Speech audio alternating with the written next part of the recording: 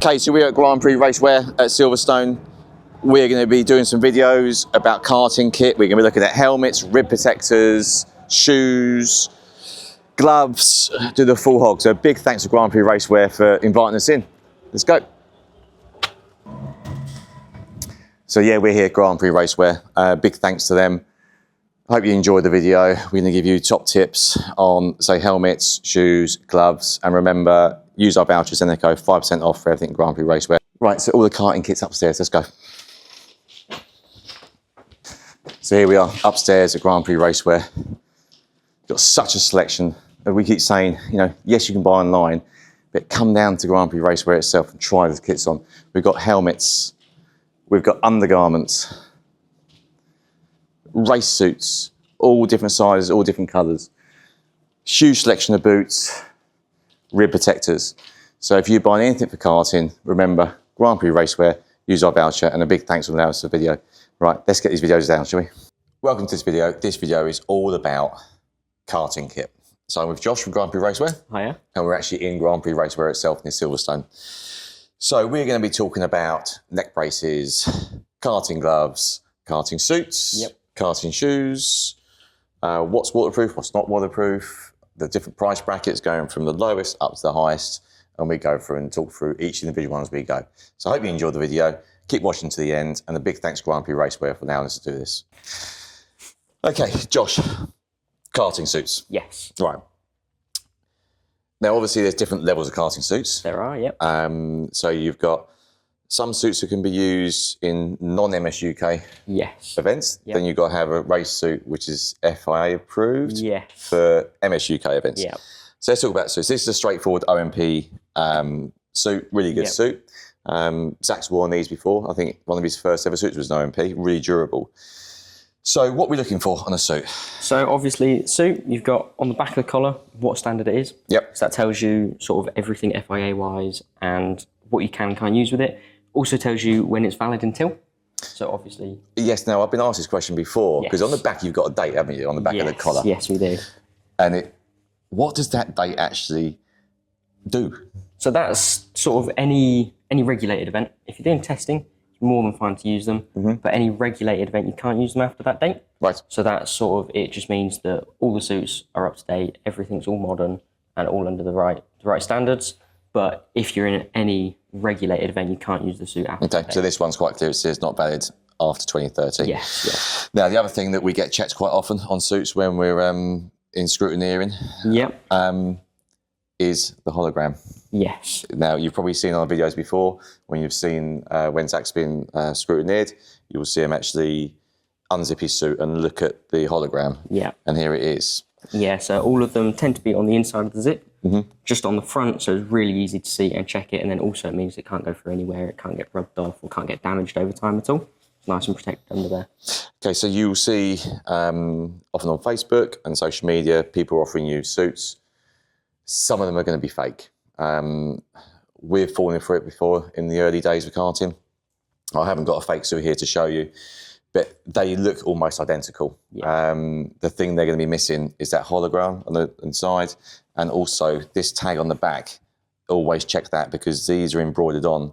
The ones that come from abroad, that the fake suits, the embroidery, you can tell it's slightly off. It's not good quality. So the business is seeing a lot of them on tracks recently. Right, so price of this suit, 152 quid. Yes. That's a lot of money for a suit. Yeah, it is, but this is one of our more entry-level ones. Okay. So this tends to be a slightly cheaper end of what you get. It's a brilliant suit for the price, because you get floating shoulders with it as well. So it means you get good movement to it. Yes, I've seen that on Zach's old OMP, and you've got like a breathable and it moves. Yes, yeah. So it's nice and light, and it means that you don't have any restriction in the car, because obviously there's a lot of movement to karting. You're never sat still, you're always moving, so that means that you're never getting in a sticky situation.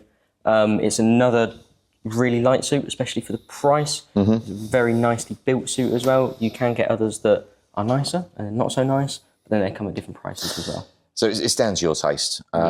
We tend to carry two suits with us all the time, solely because they can get damaged on track. Especially if we've had one in the past when Zach's taken his suit down when he's been hot, and the arms sat on the exhaust where it's been so hot and it's actually melted part of his suit. And if you've got any holes or rips in your suit, you can't race in it. Okay, so this is entry level. Let's go up. Go up a level. Go up a level. Okay, so we talked about the OMP, entry level suit. That was 152. Yes. And obviously we go to the top level the one, top about level. a 370 price. Wow. So it is a chunk more, but you do pay for what you get. Okay, so what's the big difference then? So the big difference is the material. These ones are a lot lighter. So these ones, they're a lot thinner. You'll stay a lot cooler during the race. You won't get hotter during the race. And obviously, the hotter you get, the more performance you're going to start losing because you're going to start getting exhausted. You still have floating shoulders to it. So you've still got nice mobility to it. You've still got pockets to it as well. But it's really thin, really light. That's the key bit with these ones. So it's all about budget, really, of what you want. We get asked this as well, custom suits. Yes. Right, so I know Grand Prix Racewear do a custom suit service, don't you? Yes, so that is using Sparco, OMP and Alpine Stars. So it's using the brands because they offer it themselves nowadays. And that means that you inquire with us, and then we send it off to whichever brand it is, and then we get a quote back. Because obviously if you go really complex with loads of print into it, loads of different colours to it, it can be slightly more. But if you're going with a slightly more simple design, then obviously that can bring the cost of the custom suit down a little bit. And what sort of price would average price for one of those? It all depends. It can vary from sort of the £200-300 mark, and it can get more than that. It all depends on how complex you're going. So you can sort of expect to be spending a few £100s sort of no matter what. Yeah, okay. Now, another thing with suits is when you are going to put your logos on, you can't just embroider onto a suit, can you? No. Why is that? Not anymore. Because when you do that, you're puncturing all the layers of the suit, so you're actually damaging the suit itself. You can for the belt, because the belt is just one layer anyway, but for the rest of the suit where you've got multiple layers to it, embroidering straight through it is going through all of the layers. So when you do that from factory now using their custom suit sort of option, they do it on just the front layer of the suit, so they don't go through all of the layers of the suit. So they do it when they make the suit itself. Okay, that's interesting. So remember that you can't stitch through a suit. What you can do though, if you want to custom your suit, is you can get them printed. So you can buy a suit off the shelf, you can speak to a merchandise company or very similar. You can actually get subliminal printing actually onto the suit, and that keeps it safe. Okay, well, we're talking about custom suits. I bought Zach's custom suit. Yeah. Right, so we're talking about custom suits now. So this is Zach's custom suit. It's made by Freem. As Josh said, it's how intricate it comes. Yes. And as you can tell with Zach's suit, we have got a lot of logos. Very expensive.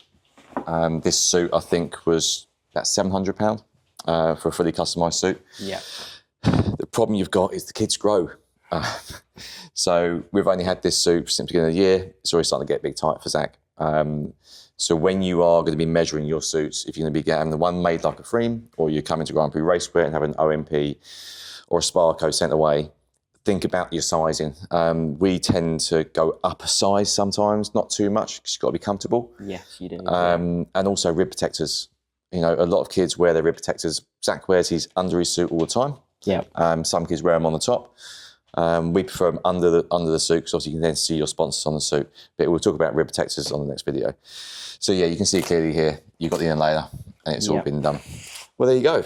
That's suits. Only one thing I need to add to the end though, what happens when it rains? They're not waterproof, are they? No, no. So in that instance, we've got wetsuits. So with the wetsuits, you can put it some I prepared earlier. Over the suit. With the wetsuits, you can put it over the suit, and it just acts as a waterproof, but for the whole suit itself, so you don't get the suit wet or soggy, and it doesn't get dirty or anything. Yeah, so again, these are wetsuits. Sparco and OMP are the most popular brands of wetsuits. Yeah. What you've got to remember is they're not the toughest thing in the world. No. They do rip. They do. So I'd recommend, if you've got the budget, always carry two with you, because if they rip and they're gone, no matter how much gaffer tape you use, it doesn't work. They don't go back together again. So these are quite good prices as well. Now I think about £66 for the Sparco, and I think the OMP is slightly cheaper. I can't remember. I think so. Yeah. £51 for the OMP. Well, Josh, thank you very much. You're more than welcome. Any comments about suits, please add them below. Let's talk about rib protectors next, I think. Yeah. Let's do it. Right, so Josh, rib protectors. Yes. We've only got two here to talk about at the moment. What's the difference between them? So the main difference is this front plate on the Sparco one. Okay. This front plate means that if you do ever have a big accident and go forward into the wheel, like Zach had, it means that that's going to hit the wheel, not your chest, which in the instance of a big crash, you really want one of these. It's really going to help, because these standard ones, there's nothing at the front. And then these ones also have a slightly better backplate to them, slightly wider, so it covers a little bit more of your back, especially on bumpy tracks. You do feel it in your back over a while. You feel it rubbing the seat, and it gets a little bit uncomfortable. That's interesting. Obviously, yeah, we have a Tillit P1 that has the front plate on it, and as you say, it helped when Zach had his accident at Aurora. Yeah. If you've seen that video, he hits quite hard, and that protects him. He had no bruising, which is really good. Yeah. So obviously, there's various things with rib protectors. One thing we'd say is come into store to have them fitted. Definitely. Because it depends on your body shape, what ones fit you better, whether they're going to sit lower, sit higher. Yeah, and where you're feeling it as well. Where you're feeling the seat rub, which you're trying to protect against that, it could be that one rib protector just doesn't do it as well for you than another one.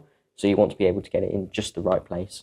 Yeah, it's important, which is come and try. And also, if you're going to be coming in store and you're trying these on, bring your race suit. Yeah. Because Zach wears his under his suit. A lot of kids do wear them over the top of their suits. But obviously when they're under, you can see all your sponsors, all your logos on your suits. And Zach finds out they're more comfortable. So make sure you come down, bring your own suit. And you've even got some seats here as well, haven't you? So try them on, you can sit in a seat, see what works best for you, see what's what. So Josh, we've now got rib protector on Zach. Yes. This is a front plate we were talking about, was it? Yeah. So how's that feel, Zach? Comfy. Okay. So obviously really important to get them fitted here, because this is what you're talking about, isn't it? Yes, that movement. yeah. So if you explain that to us, that'd be really good. So around the side here, obviously everyone finds that they get sort of different spots, different rubbing from the seat in different areas. So around here, it's important that you get it where it is that the seat's rubbing. If it's below that or above that, obviously it's not going to make a difference when you're in the kart.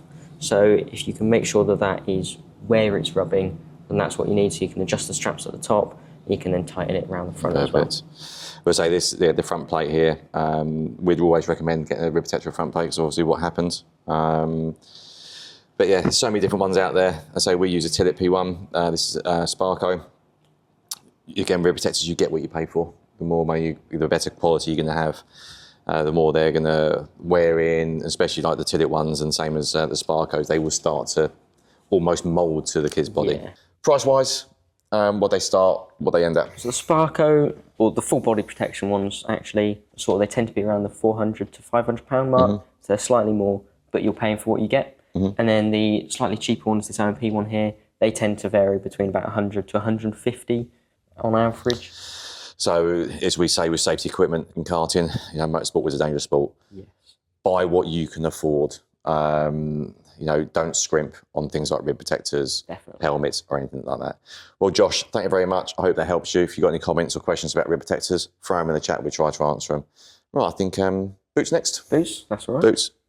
Shoe selection here, Josh. Yes. All ranging different prices, but let's go to the far right-hand side. So boots are, I suppose, it's very personal to a driver, because they are, yeah. This one you've got Tony Kart colours. You got the black boots. We've got the OMP. These ones, we love these boots, but they vary so much in price. They do massively. So lowest entry boot, what is that going to be looking at? So we're going to be looking at these two here. Okay. So the Sparco K-Pole and the OMP KS3. Yeah. For the price, they're really good boots. So the K-Pole here, got perforations throughout the boot, so you can keep your foot nice and cold.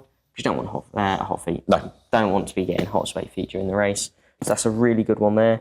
But a lot of people actually like the Velcro at the top. Yeah. Because they can get it just right around the ankle. So that's what the OMP KS3 boasts. They've got their entry-level boot, but they've still got that top strap to it. So you can get it nice and tight around the top of your foot. It's interesting to say that, the Sparco K-Pole. So this was one of Zach's first ever boots, K-Pole. It lasted really well. Yes. Really, really well. One thing I'll say about boots is when you look at them, look at the right-hand side of your boots, especially like on this OMP here, you've got the protection. Yep.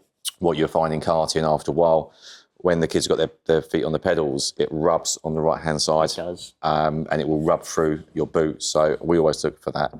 So coming up a little bit, then we're going to the OMPs, aren't we? Yes. How much are they?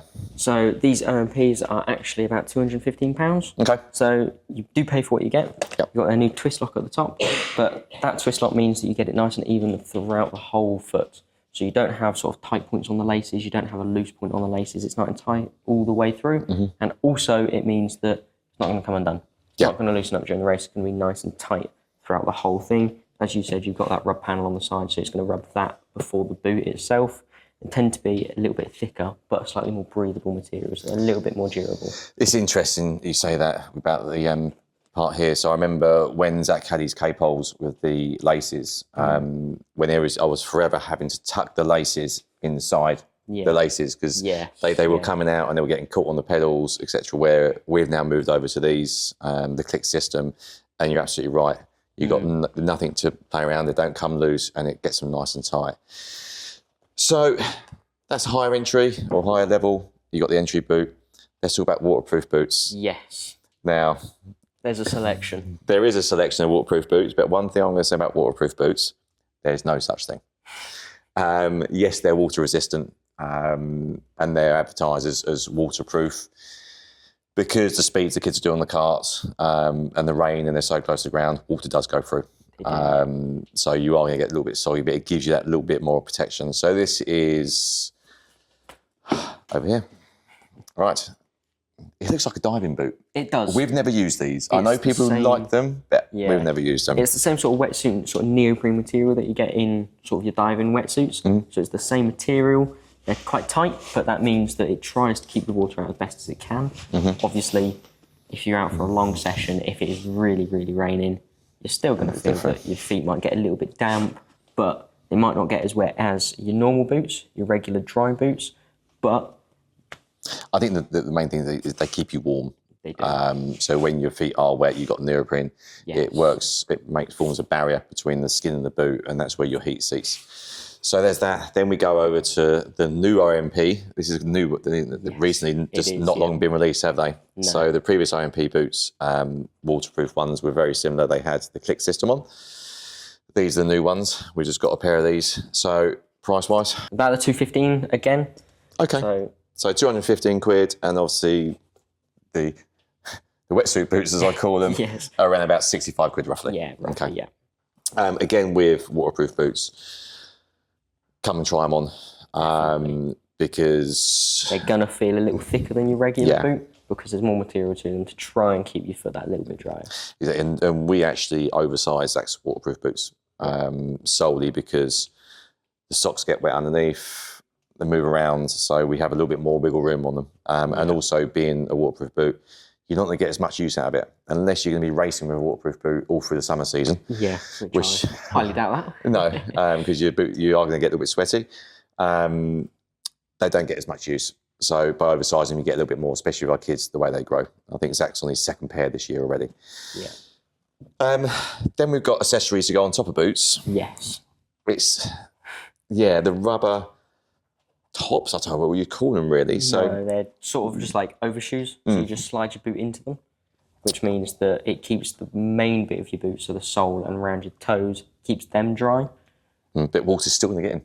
They are. Still going to get in. These aren't expensive. You've got these ones here, which is a full over boot. That one will keep you dry compared to other versions, but the water will still go through a little bit. But these ones, if you want the best waterproof you can get, I'd probably go these. The only thing is they're not the most comfortable things in the world to have over your boots.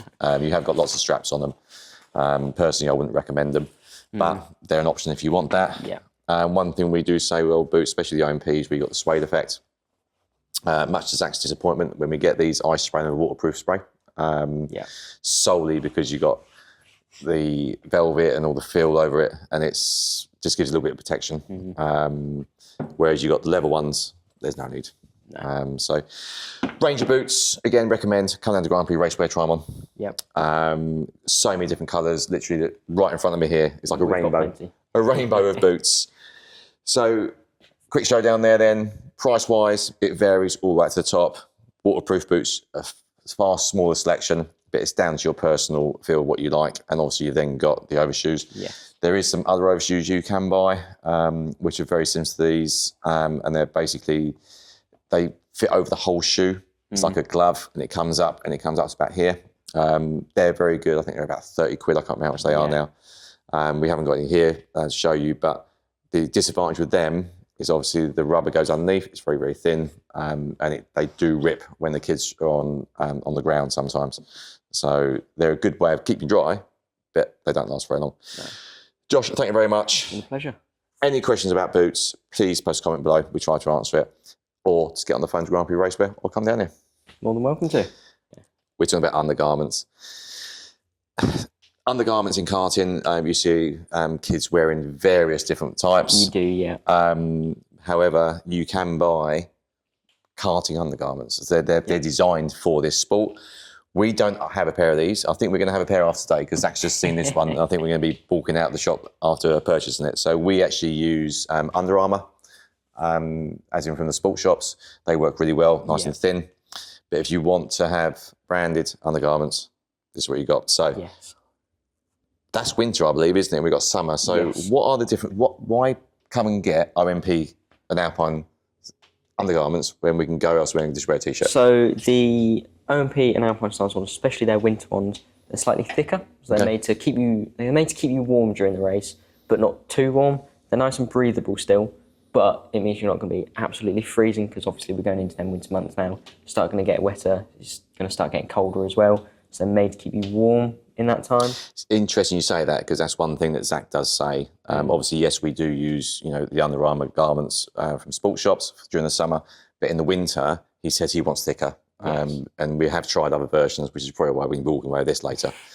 One thing we noticed about this is the high neck. So you got a higher neck to keep that warmth in, and obviously soften with a bit of rubbing from your suit. And obviously you've got the matching bottoms, as well. And they've got the reinforcements all in the right place by the looks of this. They do, yeah. How much are these? So the bottoms, they tend to be around the £65 mark, and then the top tends to be around the £70 mark. So they're pretty similar to each other. So about 120 quid, you got yourself, all in, you got a set of really good quality undergarments. Then we go to the summer selection. There's some winter here as well. You got various things. This is Alpine Stars. Very, very thin, very, very breathable material. Price for this is about that. It's 55 again. Definitely for the summer, get these because, when it's out there, 30 degrees, we had it this year, there's an incident on track, your kids are sitting in that car and they could be sitting there for 20 minutes. They can be. And they're going to start sweating. So undergarments like this are breathable, really, really important. Again, try to make them tight. When you have them, so you don't want them loose because obviously they're going to be under the suit. They are, And obviously you've got other versions of the winter, the Alpine Stars here, again, very, very similar price. I think our top tip for undergarments, Josh, and I think you probably share this with me, is it's about your driver. It's the comfort and what they like. It's about the feel of the material. Definitely. What feels right under their suit, what movement you've got. So again, get yourself down to Grand Prix Racewear. Come and try them on. Come and try a couple. We've got ones like this that are slightly more silky. And then we've got a couple that are sort of softer, more cotton materials. So it's whatever you prefer. It could be you prefer under your suit a slightly silky material, or you could prefer a cotton one. It's down to you. And I know some kids don't wear anything on their suits other than their underpants. No. But we always wear undergarments. Sorry, because it keeps the suit that little bit fresher for a little It keeps the suit fresher for longer, and also Zach prefers it's more comfortable because the suits are okay, but obviously the fabric inside the suits, they can get stained with oil, fuel, whereas this gives you a nice, easy, straight in the washing machine, clean, straight out again. Another thing with undergarments, which is really important and things get underlooked, is Zach wears his rib protector under his suit, which is one reason we always wear an undergarment, because obviously the rib protector goes over the top. Otherwise you're going to start getting rubbing. It's going to be uncomfortable. So again, it's a whole package. Come down, try them on. Josh, thank you very much. That's undergarments. Come down, grab a set, because we're going to buy a set because Zach's more enough. Thank you, Josh. Much appreciated. We've got some gloves here. We're going from entry level all the way up. Tell me about what's the difference between... So the main difference between the two, in my entry level ones here, they tend to be, depends on brand. The Sparko ones are very soft, very thin, but they don't have quite as good a grip to them as the top spec ones. That's the main difference between them. And then you've got these OMP ones here. They're slightly thicker, but it means that depending on what time of year you're racing, if you're only racing in the summer or only racing indoors, the thinner ones might be the ones for you. That's interesting you say it. So When you mention indoors, corporate arrive and drive karting. Yes, you're indoors, it's warm. You don't need to have a thick pair of gloves. No. I'd never even thought about that. No. And yes, we have a summer glove and then we have a winter glove. And it's interesting when you think about it that way. So yeah, thinner gloves definitely for indoor karting, summer periods. So the price goes up quite drastically, doesn't it? Yes. So this entry level here is £30 set of gloves. Yeah. Then we've got 51, 120. And then these ones are 115 at the end. 115 at the end. Yeah. You can see I can feel it. I can feel the difference in quality. It's softer. It's just lots of grip through it as well. Oh, okay. So it means that your hands can breathe a little bit more. Right. So your hands can sort of vent that hot air out and bring a little bit cooler air in. So when you're racing, because obviously the kart's so open, it can bring more air in. It can sort of mean that your hand can cool down a little bit more during the race because you don't want a hot, sweaty hands whilst you're racing. But it means that in the winter, because it's still slightly thicker, you're not going to get really, really cold hands as you would with these really thin gloves here. So you're going to stay slightly warmer in the winter and still be cooler in the summer as well. And Josh mentioned grip, again, really important. When you're buying gloves, if you know what size, yes, you can buy them online. Yeah. But it's having that feel of gloves. Zach's been here and he's tried some on already. He's tried these ones on. He said they felt too stiff, whereas he preferred the thinner ones. And it's also about the grip level on the actual pad of your glove. They do wear after a while. Yeah. Which I think is why Zach's after a new pair of gloves, because he's starting to wear from the summer season. But again, it's about your driver. Get them trying on. Now, waterproof gloves. Yes. I'm going to say the same thing as I did for the waterproof boots. There is no such thing. No. They are water resistant. They do give you protection from water. Yeah. These are RMPs. I know it's part of their new brand, isn't it? Their waterproof range. Yeah. So they're brand new to the market. Really, really good gloves. One thing we say about waterproof gloves, upper size. Yeah. Don't have them too tight. Yeah, because they're slightly thick material. Yeah. So it means that not only are they that slightly little bit water resistant, but also they are better for the winter as well. When you're going into them colder seasons, them colder races, they'll keep your hands that little bit warmer. And also, when you've got wet gloves, if they're too tight, you can't get them back on again. Because when you take your hand out, we found with our gloves, the fingers turn inside out as you go, where they're soaked and they've been sweating. So we always go up a little size to make it a lot easier. What some karters do is they wear plastic neoprene gloves under their gloves. So, your typical throwaway disposable gloves, they wear them. Zach doesn't like it. He prefers the feel of just the gloves. But there's many hints and tips. But yeah, waterproof gloves, it gives you protection, but it's not fully waterproof. No. That's nice, easy to talk about gloves, isn't it? Yes. So, Josh, thank you very much for gloves. Anything I've missed? I don't think so. I think we've hit it. Perfect. Right. Thanks for watching. Let's go talk about helmets. Yeah. We're going to talk through karting helmets. Karting helmets are a specialist helmet. They're not motorcycle helmets. They're completely different. So let's talk. We've got two on the table here. Yep. Popular ones. We've got the Arai. We've got the OMP. Yes. So let's go through them. CMR. What does that mean? So CMR, that is sort of what standard the helmet is sort of regulated to. So if you're under 15, you need to be using a CMR helmet. At racing, the scrutineers will check it, and if you're under 15 and you have an adult helmet, they will question it. Obviously, the CMR helmets tend to only come in the smaller sizes because they're made for the juniors. So if you're a young lad or girl and you've got a bigger head and you can't fit into a CMR helmet, obviously you'd need an adult one, and we'll give you a form to say that you've tried everything on and that you can't use one. So if the scrutineers do question you, you're sort of like, you can't fit in. I didn't know that. Yeah. I did not know that. So that's a top tip there. So basically, if your head's too big, but you're under 15, as long as you come down to here to Grand Prix Racewear, you will fit them in the helmet and say they cannot fit into CMR helmet. Yeah, so we'll try them all, and if we can't get one to fit, it's way too tight, and that's from our point of view as well as the customer's point of view. Obviously, you can't use one there. You need to be comfortable during the race. So we'll give you a form that says that you tried everything on, so that when the scrutineers do question it, because they will question it. I've had a few people come in and go, I was questions about it. So you can show that to them and sort of say, right, we were there and we tried them all on and we couldn't get one to fit. That's useful to know. Okay, so another thing about CMR helmets, the reason they are CMR is they're lighter for young heads. So obviously in karting, you have no braces at the back of your head, you've got nothing like that. So literally is your head's going to bobbing around, and when you have an impact, it's going to bring your head forward and back. So they're nice and light. inside the actual helmet itself, you see scrutineers do this at track. You've actually, right inside, you've got like an FIA certificate that says approved.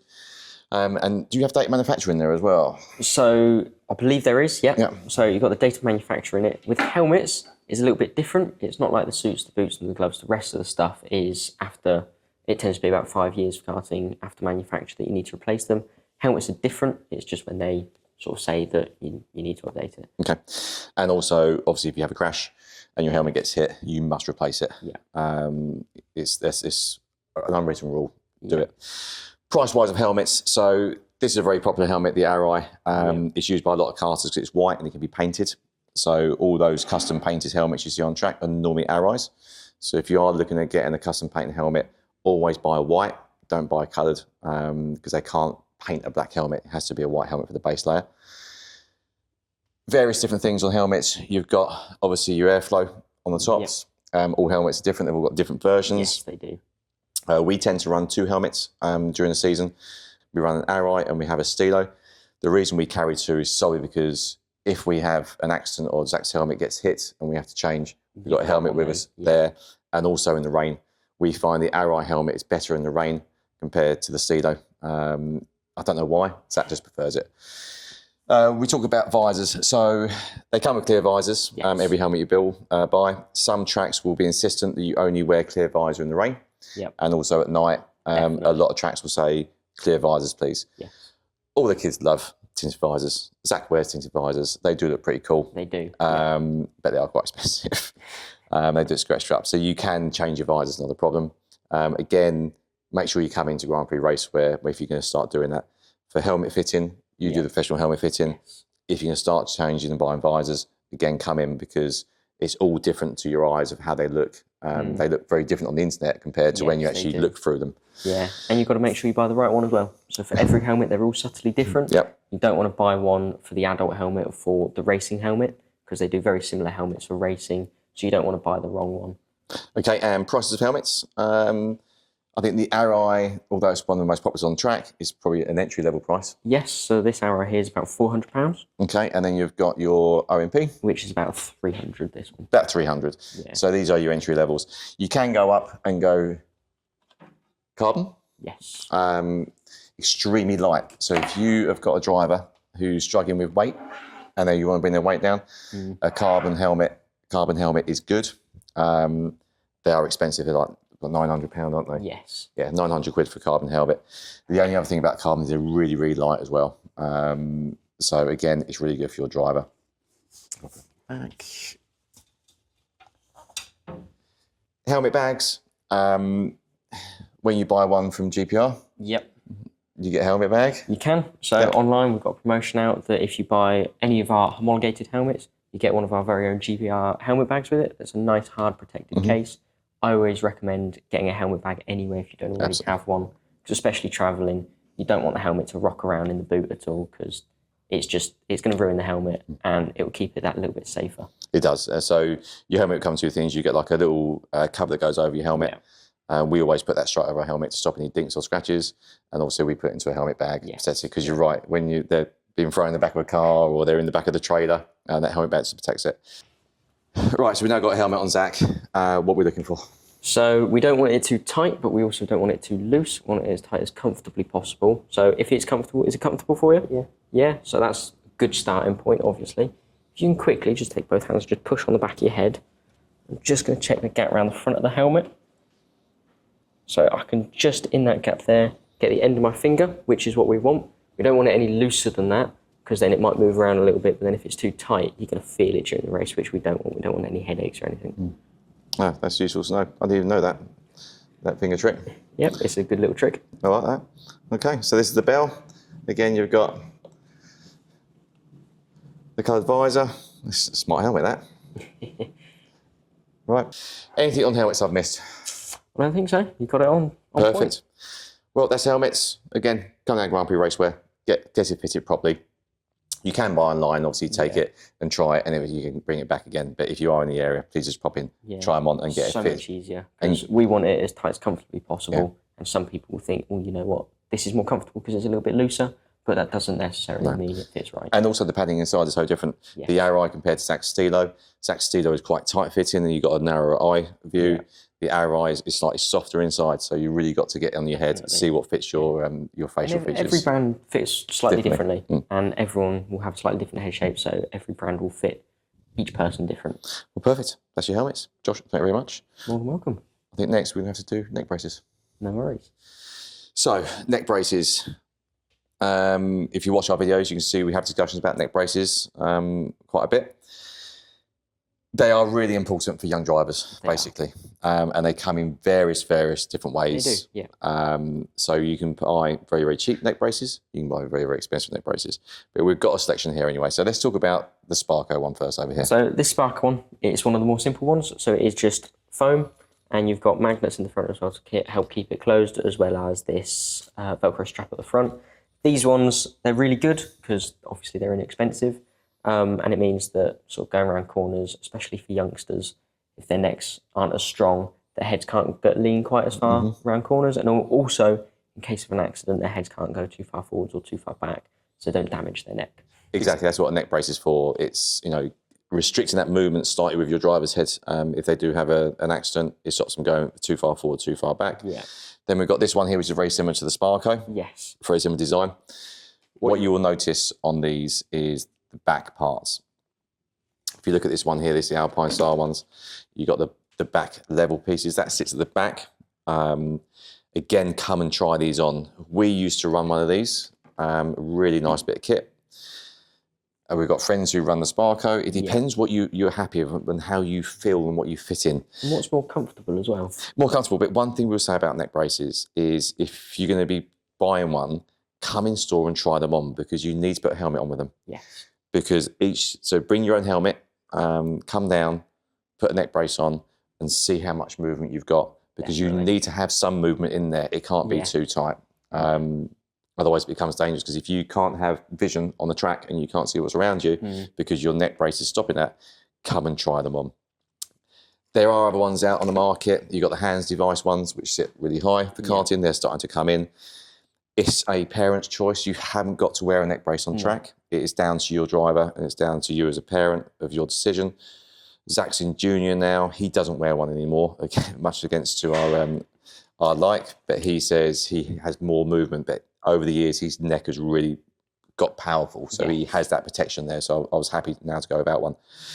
So this is the Sparco one that obviously we discussed. It literally does just clip on. Yes, they're cheap. They're very entry level, but you can see the difference of it. It literally just sits there. Yes, when the helmet's on, it's going to hold it more. And still spin. And it'll still spin. Whereas what we've always used these ones are these. We get that around there. Clip that in there. It's a lot more hunkered down, as you can notice. It's not moving around anywhere near as much, and it does come with a harness as well, so you can have it strapped down. But again, it's just driver choice, isn't it? It's what they, a lot of kids like these. We don't. You prefer them. So yeah, just make sure you come down and get this tried on. Another key bit with these is how far it goes down the back as well, if you turn around quickly. It comes further down the back, so it means that it's not going to move anywhere near as much around the back, whereas the Sparco, there was less to the back of it, so it could move a little bit more. And also you can see where this actually sits with the rib protector as well, which again, try your neck brace on with your rib protector on. But definitely when you start karting, get a neck brace. Again with neck braces, if you've got the budget, buy what you can afford. Go high end, but also think about comfort. Anything I've missed about neck braces other than prices? No. Okay, so prices on that one starts at... So these ones are about 50, and it's not too far off the Alpine Stars either, whereas these ones here, because they're that slightly higher spec one, these are about 120. Okay, so it's quite a big difference. But so we recommend this one, but a lot of people do prefer these. Well, I think that's neck braces. Thank you very much, Josh. No worries. We were meant to film an outro for this one, but after a full day shooting at Grand Prix Racewear and still feeling the effects of the Kart Championship Awards night before, we completely forgot. So here's Zach, absolutely sending it over the killer curb at Wilton Mill instead.